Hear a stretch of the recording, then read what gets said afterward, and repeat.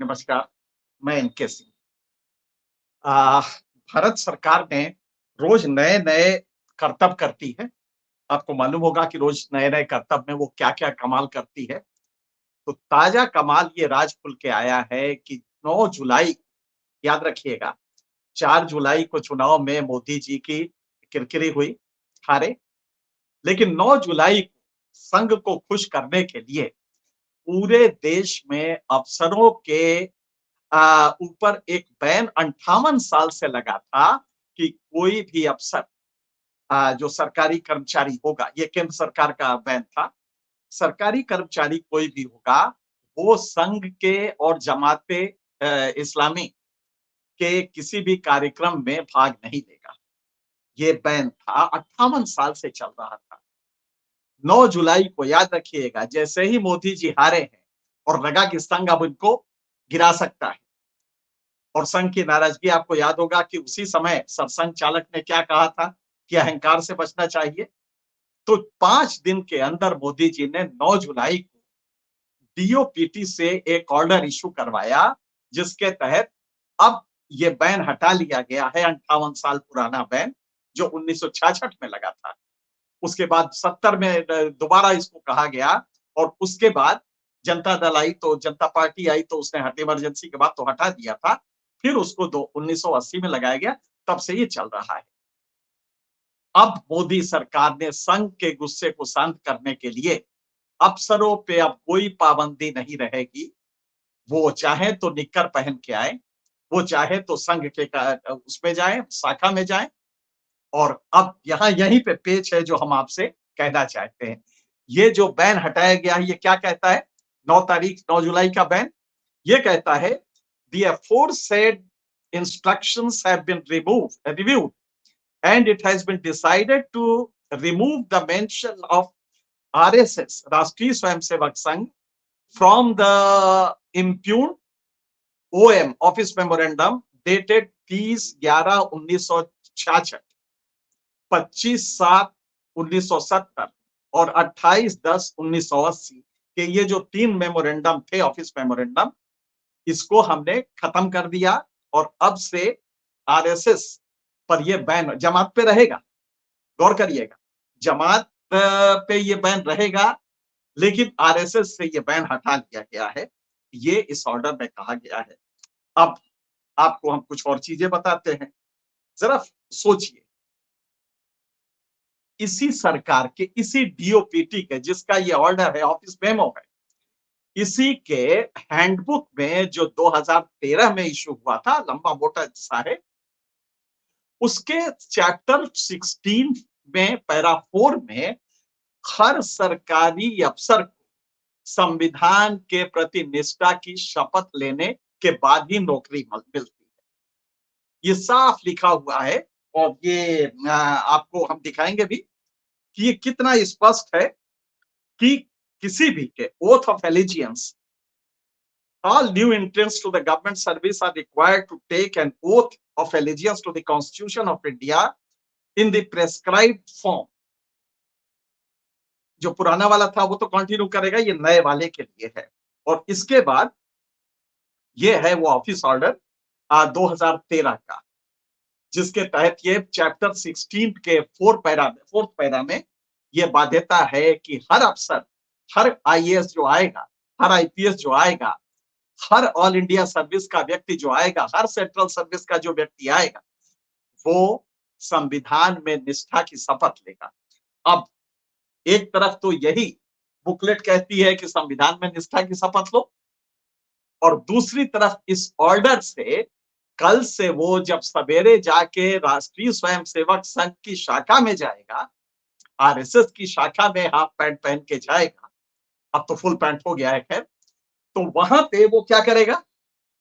अब आपको हम वो चीज दिखाते हैं जो कि इनके उससे मेल नहीं खाती है।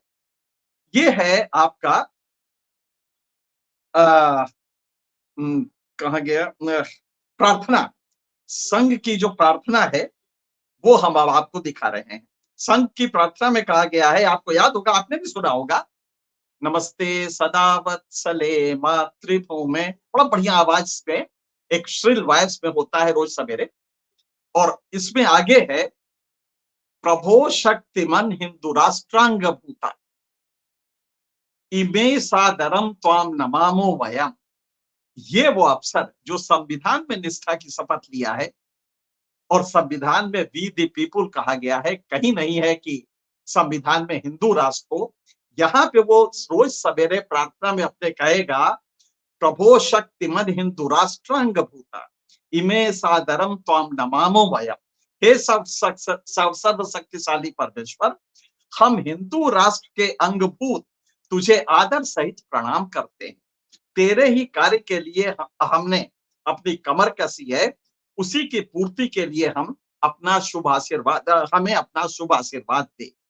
रोज वो ईश्वर से प्रार्थना क्या करेगा कि वो हिंदू राष्ट्र के अंगभूत, और उसके तहत वो देश का विकास करेगा। गौर कीजिएगा, अगला सुनिएगा, जब ये खत्म होता है प्रार्थना, तो उसके अंतिम पैरा में क्या है, विजयत्री चन संघता कार्य शक्तिर विधायास्य धर्मस्य संरक्षणम। इसके मायने क्या होते हैं, तेरी कृपा से हमारी यह विजयशालिनी संगठित कार्य शक्ति, मतलब संघ की जो संगठित कार्य शक्ति है, वो ईश्वर की कृपा से हमारे धर्म का संरक्षण कर इस राष्ट्र को वैभव पर पहुंचाएगी। धर्म का संरक्षण कर, हमारे धर्म का, ये वो अवसर करेगा ये प्रार्थना जो संविधान में निष्ठा की शपथ लिया है, जिसमें धर्म का कहीं कोई स्थान नहीं है। और ये वही DOPT, department of personal training, ये वही डीओपीटी जो चैप्टर उसमें चैप्टर 16 में स्पष्ट कहता है कि संविधान में निष्ठा की शपथ लोगे तो नौकरी मिलेगी। लेकिन नौकरी मिलने के बाद ये अफसर रोज सवेरे हिंदू राष्ट्र की रक्षा की और धर्म के रक्षा की, धर्म के विस्तार की, इसकी शपथ लेगा, जिसमें हमारे धर्म का संरक्षण होगा। ये धर्म कौन सा होगा, ये हिंदू राष्ट्र कैसे होगा?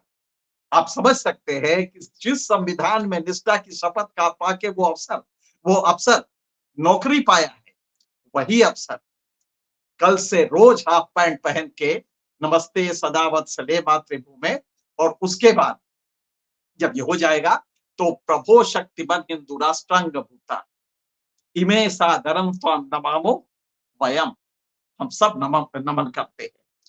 ये वो होगा और धर्म की रक्षा का होगा। कितना बड़ा एक अजीब सा माहौल बना रखा है।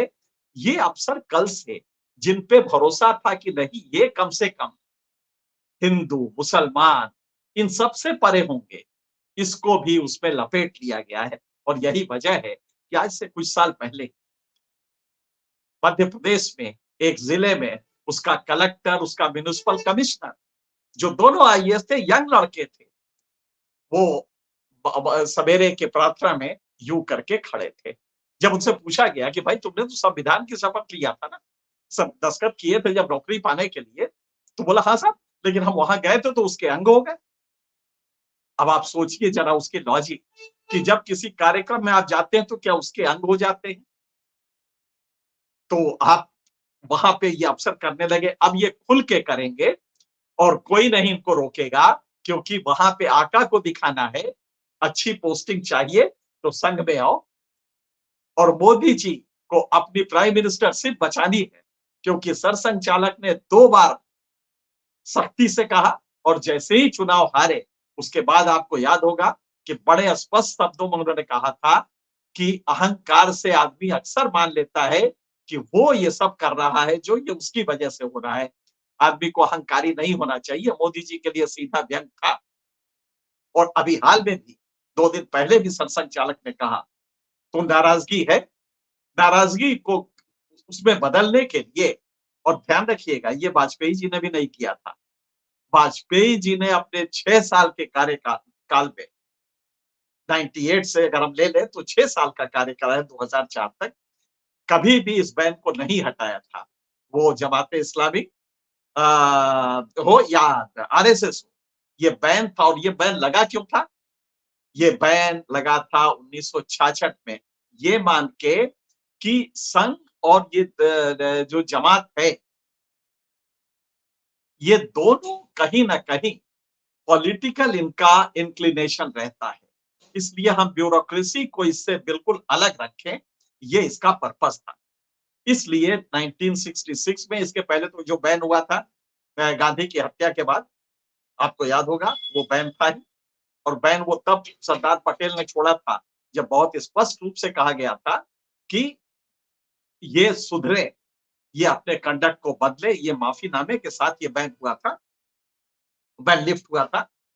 लेकिन ये शब्द के साथ हुआ था, लेकिन इसके बाद से 66 में हुआ और वो आज तक चल रहा था। ये अलग बात है कि कुछ भाजपा शासन काल, जैसे मध्य प्रदेश ने इसको हटा दिया था अपने यहाँ के लिए, लेकिन वो उनके अपनी जो शक्तियां थी उसके तहत हटाया था।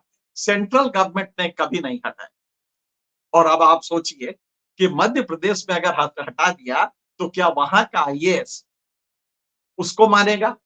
तो फिर उससे पूछा जाए तो डीओपीटी के मैनुअल में चैप्टर 16 में जो शपथ तुमने ली थी नौकरी पाने के लिए, नौकरी पाने के लिए मतलब पहला एंट्री जब किया आपने, तो पहला काम ही था आपने इस पे दस्तखत किए। तो वो क्या था?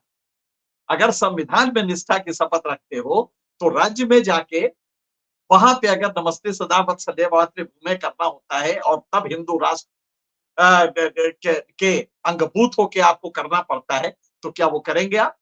ये टेक्निकली कितना गलत होगा कि वही डीओपीटी जो आपको बाध्य करता है कि नौकरी में एंट्री के पहले आपको संविधान में निष्ठा की शपथ लेनी पड़ेगी, वही डीओपीटी आज चुनाव हारने के बाद मोदी जी के गवर्नेंस के निर्देश पे आज नया वो एमओ इशू कर रहा है, ऑफिस मेमोरेंडम इशू कर रहा है, और जिसके तहत वो आरएसएस से बैन हटा रहा है।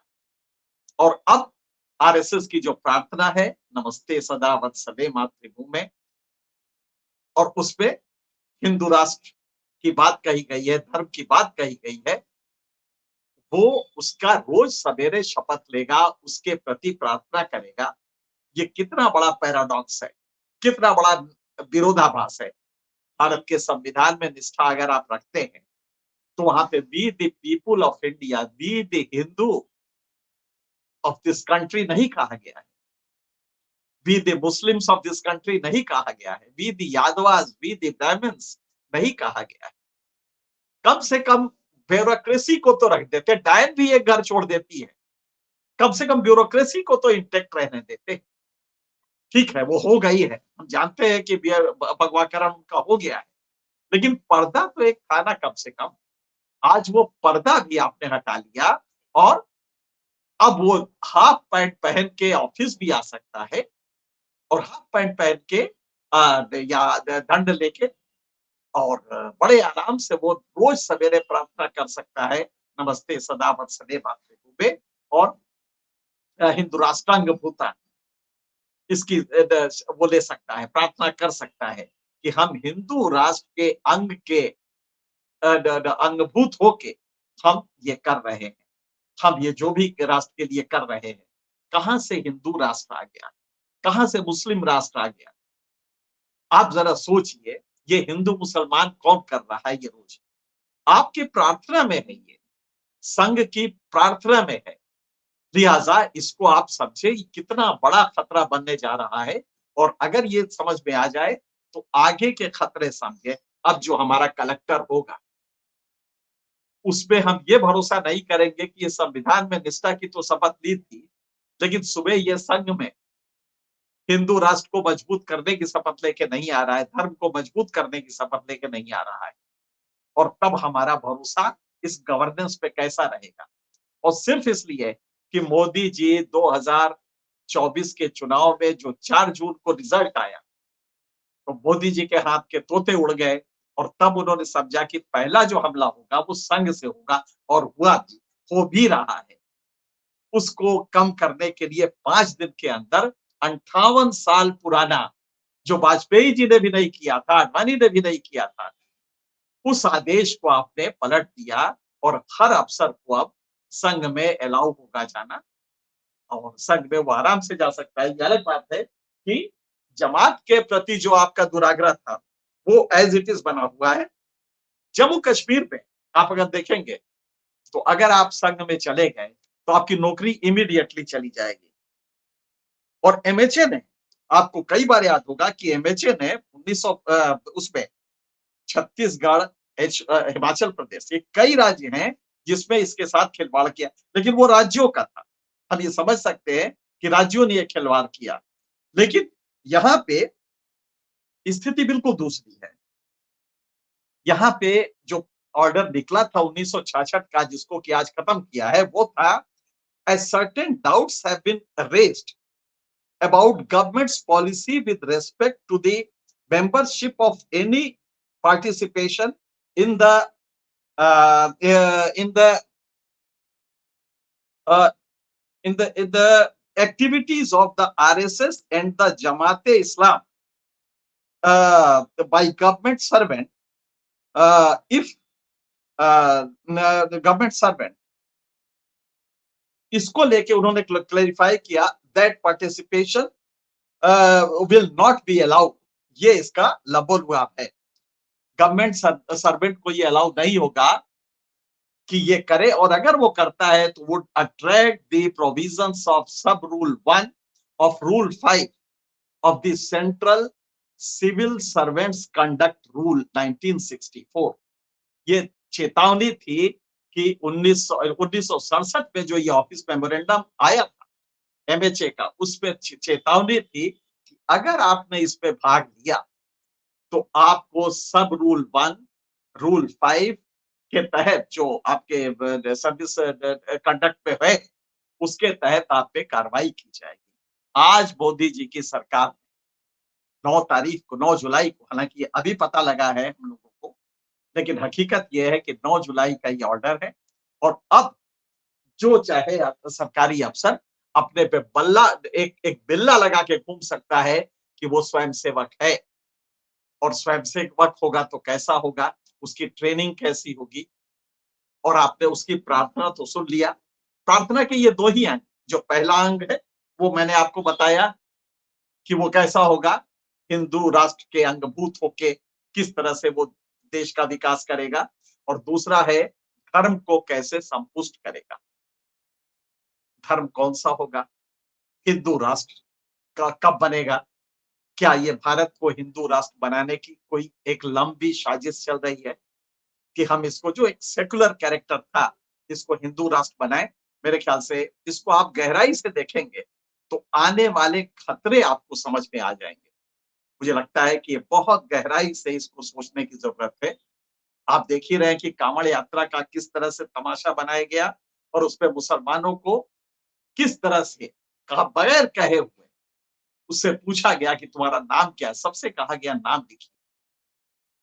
फ्रीडम ऑफ प्रोफेशन के तहत ये फ्रीडम दिया गया है 19(1)(g) में कि आपको किसी भी प्रोफेशन का फ्रीडम, और उसमें राज्य को अधिकार नहीं है कि लॉ एंड ऑर्डर के नाम पे कोई भी रेस्ट्रिक्शन लगाए। लेकिन ये आदेश पारित हुआ, चीफ मिनिस्टर ऑफिस से भी पारित हुआ, जो संविधान के तहत गलत है। 1906 में ये रेस्ट्रिक्शंस के पावर ही नहीं है स्टेट के पास। 19(2) में है public order, freedom of expression में। अगर हम एक सड़क पे खड़े होकर भाषण दे रहे हैं, उससे लॉ एंड ऑर्डर खराब होता है, पब्लिक ऑर्डर खराब होता है, तो कलेक्टर को ये पावर्स हैं। लेकिन फ्रीडम ऑफ प्रोफेशन के रिस्ट्रिक्शन में पब्लिक ऑर्डर उनके हाथ में नहीं दिया गया है। लेकिन पब्लिक ऑर्डर के नाम पे, लॉ एंड ऑर्डर के नाम पे ये आदेश पारित हुआ कांवड़ियों की यात्रा के दौरान, जो कि गैर कानूनी है। तो आप देखिए कि किस तरह ये राज्य चल रहा है, और अगर गौर से देखेंगे तो आपको ये समझ में आ जाएगा कि आप अपने बच्चों को कैसा भारत दे के जा रहे हैं। एक संकीर्ण, धर्म भीरू, एक अजीब सा भारत होगा जिसमें हिंदू मुसलमान होता रहेगा। फिलहाल इतना ही, अन्य मुद्दों पे आपसे मिलते रहेंगे। तब तक के लिए